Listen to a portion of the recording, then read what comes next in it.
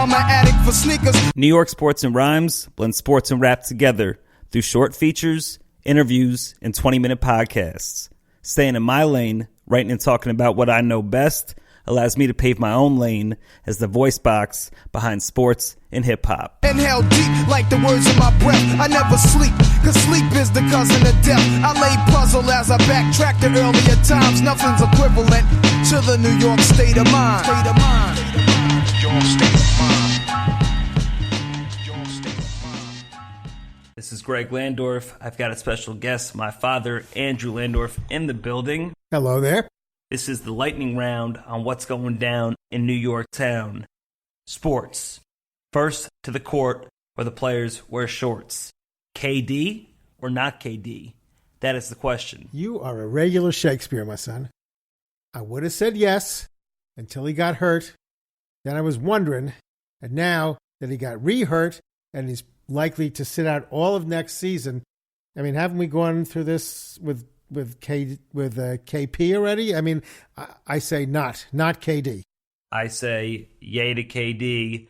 Even if he's out for a season, it allows you to be an attractive destination for another superstar, and it also allows you to stick to your plan, allows the Knicks to stick to their plan of remaining young, building, and then you're adding the best player in basketball to this roster. So however much money that is per year, is it $30 million a year, to have him sit, when I'm watching the NBA Finals now, and I'm seeing guys like Fred Van Vliet and Siakam and all these mid-level stars, maybe you could use that to get a lot of good players instead of parking it on the bench with somebody who, when he gets better, is now going to be 32 years old and towards the end of his career, certainly not in the middle anymore. Yes, to counter that point, Siakam and Van Fleet, there's a reason you hadn't heard of them before this year. It's because DeMar DeRozan was not a superstar. It took them getting Kawhi Leonard, a bona fide superstar, for these role players to really play a point. So role players can do so much. However, it's superstars that take you over the top. Okay, another point. I think one of the attractions of Kyrie Irving was that they thought Kevin Durant would come with him. Now, if Kevin Durant being injured is no longer in the Knicks' plans, let's just say they take my side on that, is it worth going for Kyrie Irving still?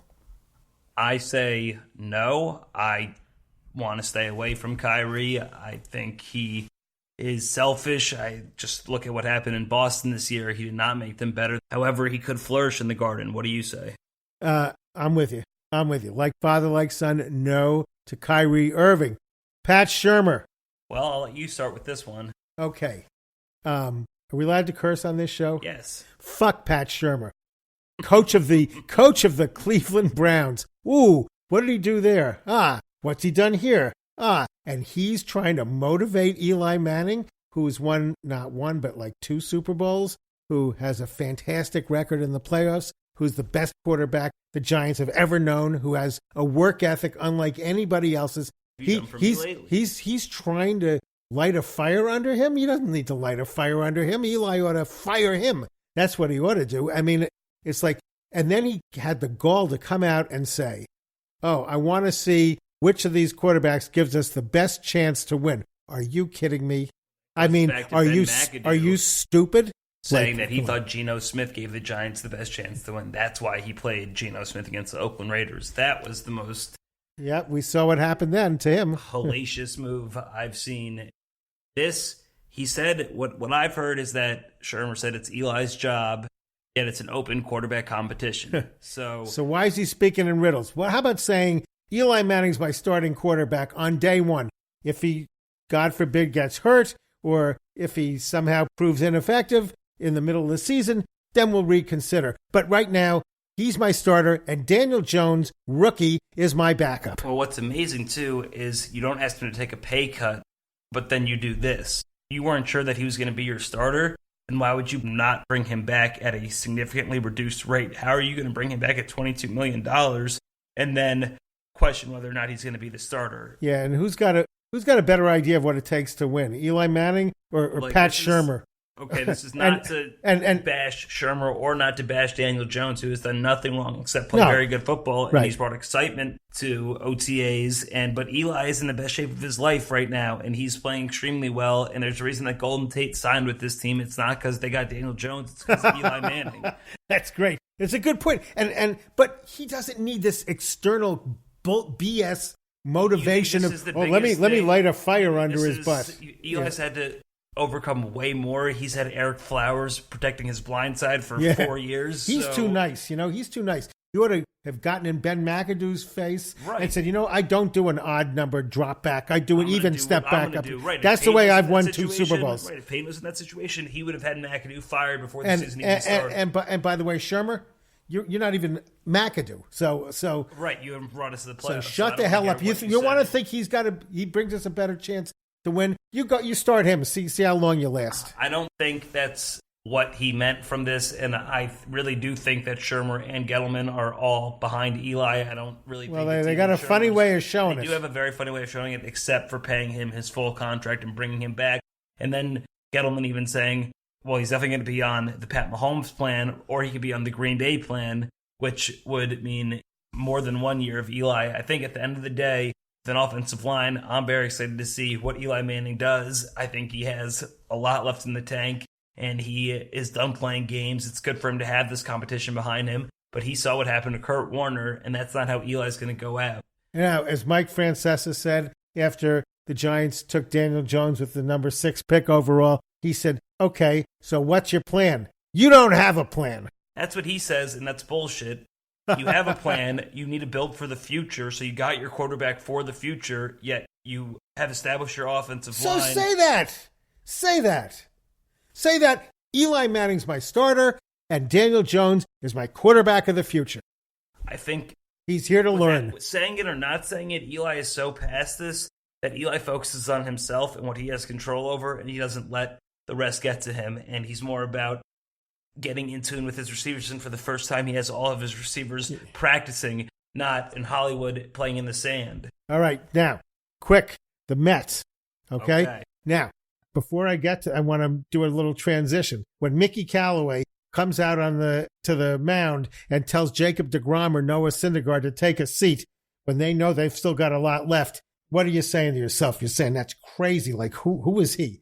That's my point about Shermer. It's the same exact thing. I think Shermer has a much better understanding of what he's doing than Mickey Callaway. Mickey Callaway looks based lost. on his 5-11 record last year, or the 5-11 at Cleveland, or which one? That's Cleveland. Okay. And the Giants could have been 8-8 last year. They were 5-11. I am not impressed. That's more than okay. And anything to even with Gettleman, you think we got a plan? Gettleman. You think we got a plan? I think the Giants okay, 100% okay. So let's re-sign this guy for $20 million. Complete roster overhaul in under 2 years. Or let's give Odell $90 million and trade him. Right, because Pat Shermer said after 8 weeks of the season, I cannot deal with this guy.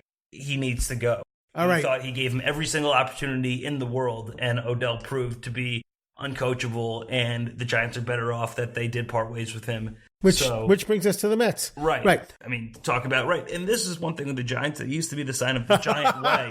The Giant way. It's who knows what the Giant way is anymore. Now, the Mets, they've always been dysfunctional. No one knows what the Mets way is.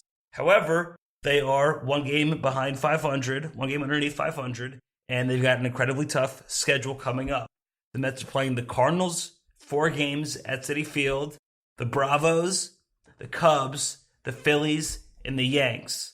At the end of this stretch, will they be buyers or will they be sellers? Yes. Oh, clever. A lot remains to be seen. But let me say, I like what they're doing. I don't like getting Robbie Cano. I don't like going for older players, but I like the Jed Lowry. He may never get in this year, as good as he was. But when I look at a team, I like the Gomez-Lagares combo in center. Gomez is 33. But I like that combo. He looks young and sprightly. I love Conforto. I think Nimmo's a good player. I like this J.D. Davis, Todd Frazier, the 2 catchers, of course, Alonso and Dom Smith. I mean, This team has a lot going for it. Rosario, forgot him. Yeah, he's great. Danny Echeverria filling in, doing what I hoped Cano would be doing. He's really doing what Larry was brought in to do. Yeah. He'll be that super utility. And if the Todd father keeps his back going strong, if Dom can cement himself in the 2 spot or the 3, and you could have Alonso and Dom feeding off one another, and they could somehow put protection around Michael Conforto, the Met lineup is pretty scary top to bottom. The piece that brings everything together is Jeff McNeil. He just is incredible, and Ahmed Rosario is starting to show people why he was the number 1 ranked player in all of baseball in the minor leagues. The sky's the limit for him. This is all going to come down to starting pitching. Mickey Callaway, he knows not to interfere with his starters. He allowed Vargas to pitch his way out of trouble and to go 6 innings against the Yankees, which was a telling sign because he usually never lets him go the 3rd time through the order. He let him do that. And a 4th. Right.